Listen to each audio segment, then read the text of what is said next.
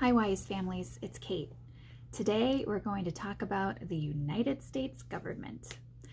It's very complicated and I can't even begin to pretend like I know all the ins and outs, every aspect of it, but I'm going to try to simplify at least the three branches of government.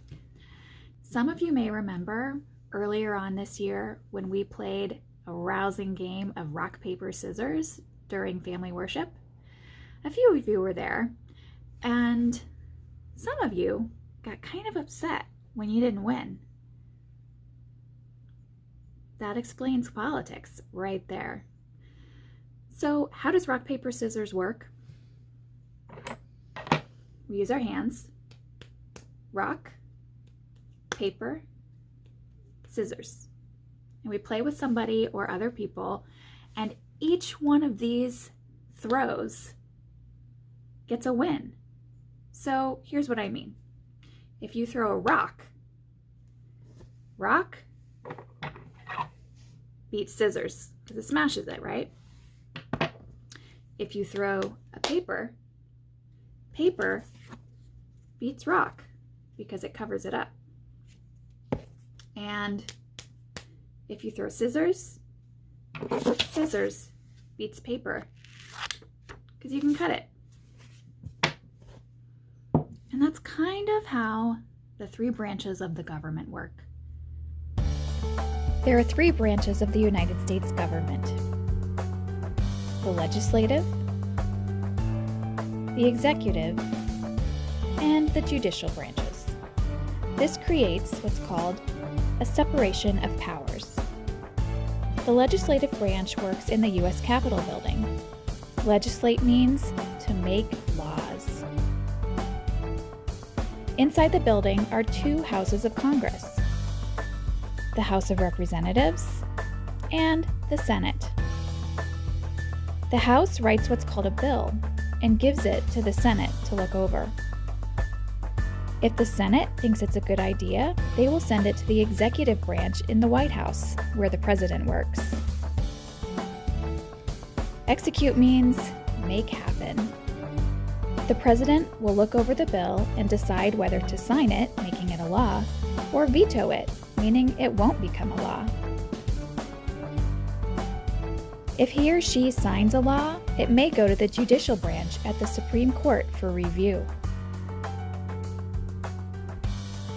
Judicial means by a court or judge. Currently, there are 9 judges called justices that work together to decide if a law is constitutional. Remember the law the president signed?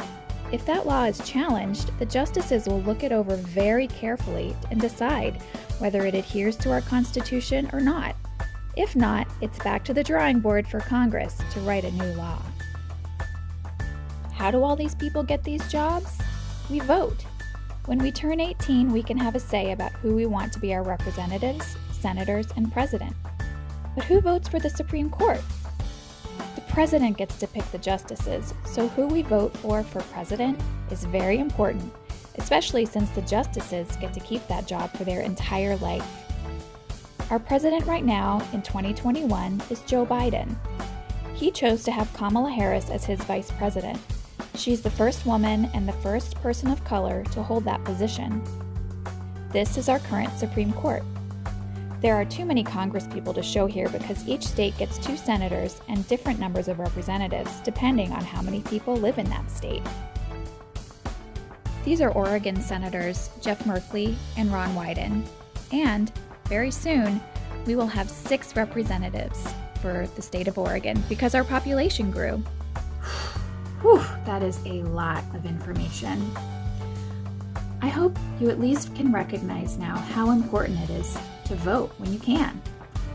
Not just for president, but for the senators and the representatives, because all of those people in Washington are there to represent you, your interests, your beliefs. Now remember, this is very simplified and there's a lot more to it than this, but you can kind of think of it like this. So you know how rock beats scissors? Let's say that the rock is the president and scissors is Congress. If Congress makes a law that the president doesn't think is a good law, he can veto it. And now, you know how paper beats rock? Let's say that paper is the Supreme Court. If the president makes a law and it goes to the Supreme Court can say, no, that's not a good law.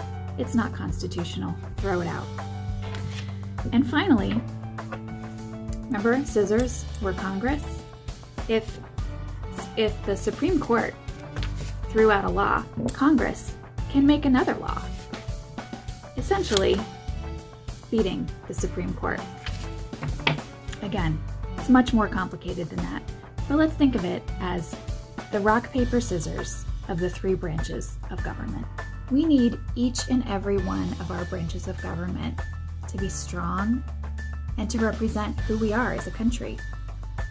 So, think about it. You've got a little while before you can vote, but talk to your parents about why they vote. Talk to your grandparents. See if they remember the first time they voted and why, and how their votes have changed over the years. I cannot wait for each and every one of you to be old enough to be able to cast your own vote. Until then, keep learning, keep engaging in your community. We'll see you soon.